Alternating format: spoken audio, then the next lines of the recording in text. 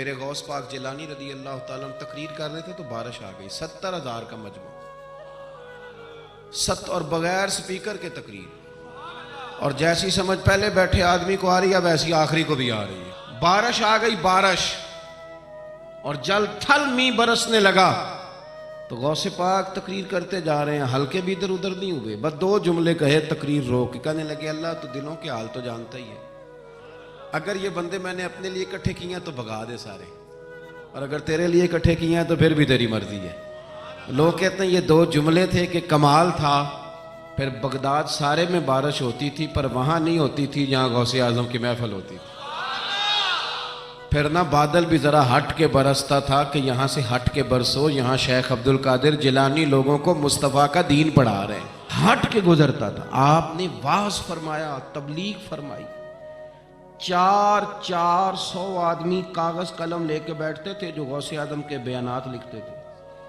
آپ جو جملے کہتے تھے وہ نوٹ کرتے تھے، 400 آدمی، تو سارے تابع دار اس زمانے میں بھی نہیں تھے، اور نہ ہی ہو تو مزہ آتا ہے، کوئی تھوڑے سے ہو نا دوسرے بھی تو چلو یہی کہہ لو کہ نظر نہیں لگتی۔ اس زمانے میں بھی کچھ لوگ تھے جو کہتے تھے نہیں جی نہیں، کوئی پڑھ کے پھونکتا ہے، یہ نہیں کوئی مسئلہ ہے۔ ایک شیخ یحییٰ بن نجات تھے، سلف نحو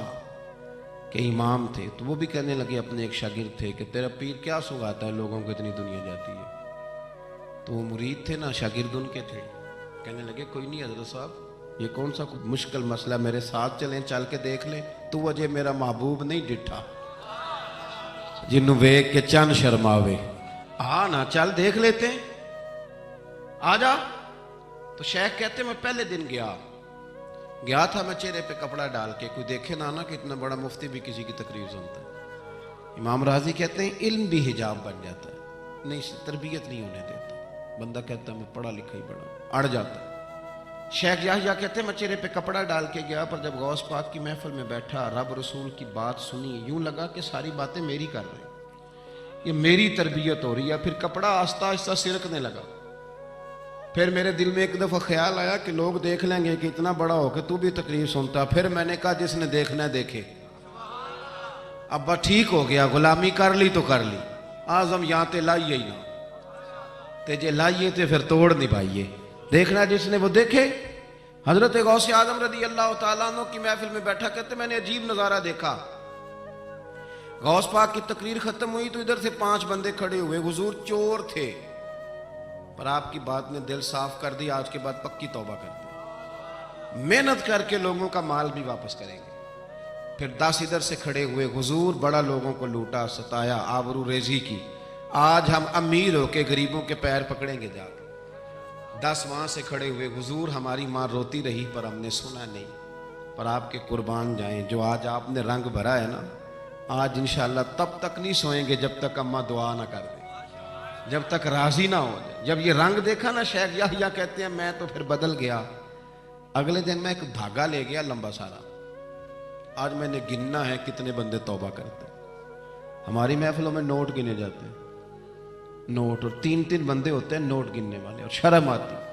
یہ سٹیٹس رہ گیا۔ اب غوث پاک کی محفل میں گنا جاتا تھا کتنے لوگ توبہ کرتے، دھاگا میں لے گیا، چادر میں نے اوڑھ لی، اور جب محفل ختم ہوئی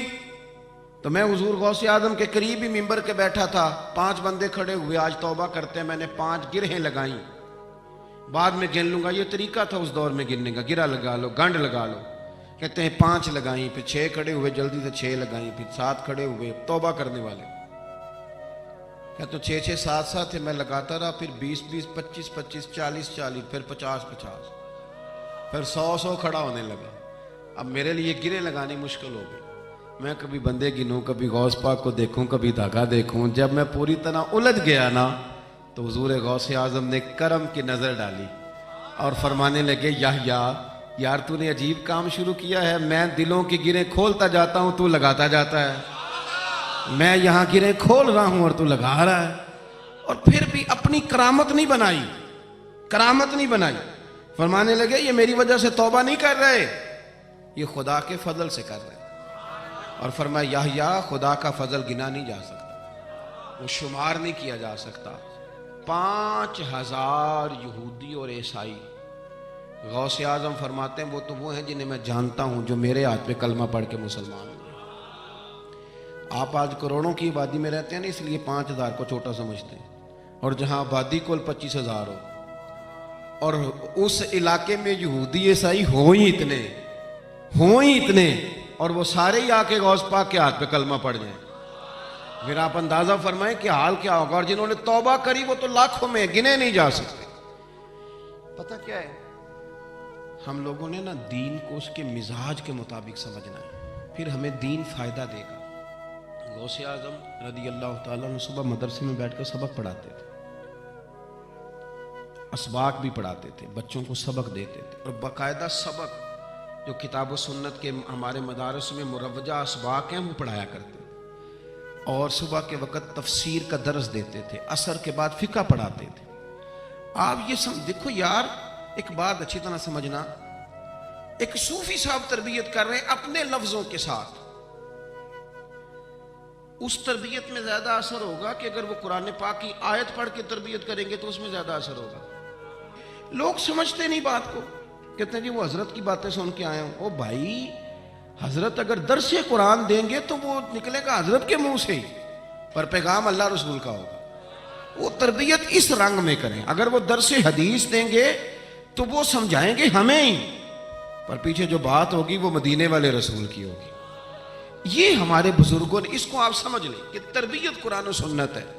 ہم اللہ والے کے پاس جب جاتے ہیں تو وہ ہمیں ہماری سوچ کے مطابق قرآن و سنت کی، ہماری عقل کے مطابق تشریح کر کے ہمارے دل میں اتار دیتا ہے۔ اتنا سا مسئلہ ہے۔ اب غوث پاک سبق بھی پڑھاتے، درس بھی دیتے، ہفتے میں 3 تقریریں کرتے، اتوار والے دن صبح، جمعے والے دن صبح، اور منگل والے دن رات کو 3 تقریریں۔ یہ جو مقصد ہوتا ہے نا، مقصد یہ بڑے امتحان لیتا ہے۔ غوث پاک کا زمانہ، فقدان سہولیات کا، اور مقصد کی لگن یہ کہ 70,000 بندہ آ گیا تقریر سننے، اور یہ کہ لوگ آئے ہیں مہینوں کا سفر کر کے، کوئی گھوڑے پہ، کوئی اونٹ پہ، کوئی خچر پہ، کہ غوث پاک سے بات سنیں گے، اللہ دل صاف کرے گا۔ تقریر بھی تیار تھی اور اپنے بیٹے کا جنازہ بھی تیار تھا۔ جے سونا ہی میرے دکھ وچ راضی، کسی نے کان میں کہا حضور جنازہ وہی ٹائم ہے، تیاری ہو گئی، اور وہی محفل کا ٹائم ہے، تو تھوڑا وقت نہ تبدیل کر لیں۔ تو غوث اعظم فرمانے لگے میرا رب کریم جانتا ہے نا کہ یہ وقت لوگوں کے آنے کا ہے، تو اگر بیٹے کے لیے جناب اسرائیل کو بھیجا ہے تو جس بات میں اللہ راضی ہے میں بھی راضی ہوں۔ حضور کریں گے کیا؟ فرمایا جنازہ تیار لے کے کر کے محفل میں آ جانا، میں 4 تکبیریں پڑھ کے پتر کا جنازہ پڑھا دوں گا، تم میرا بیٹا رب رسول کے حوالے کرنا، اور میں بیٹھ کے لوگوں کو اللہ رسول کا دین سکھاؤں۔ یہ لگن ہے مقصد کی، یہ درد ہے۔ اس درد میں لپیٹ کر جب لوگوں کو دین پڑھایا جاتا ہے نا، تو پھر وہ تقریریں نہیں ہوتی، پھر وہ دین روحوں تک اتر جاتا ہے۔ اس درد کے اندر جب لپیٹ کر حضور غوث پاک نے یعنی ممبر سے اترے اور بیٹے کا جنازہ پڑھایا، پھر ممبر پہ بیٹھ گئے، پھر رسول اللہ کا دین، اور زندگی ساری دین پڑھایا،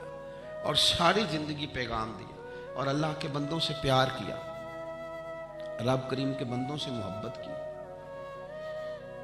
غوث اعظم رضی اللہ تعالیٰ عنہ کشتی جہاں چلتی تھی نا دجلہ کے کنارے، وہاں کھڑے تھے تو ایک غریب آدمی رو رہا تھا،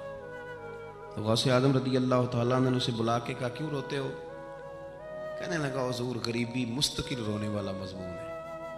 یہ موضوع ہی رونے والا ہے، سب روگاں دا روگ محمد جس دا نام غریبی، کنڈ ولا کے لنگ جان دینی دوست یار قریبی، یہ عنوان ہی رونے والا ہے، میں کیا کروں؟ فرمایا کیا ہوا؟ عرض کی حضور غریب ہوں، کرایہ کوئی نہیں تھا، بیٹھ گیا ہوں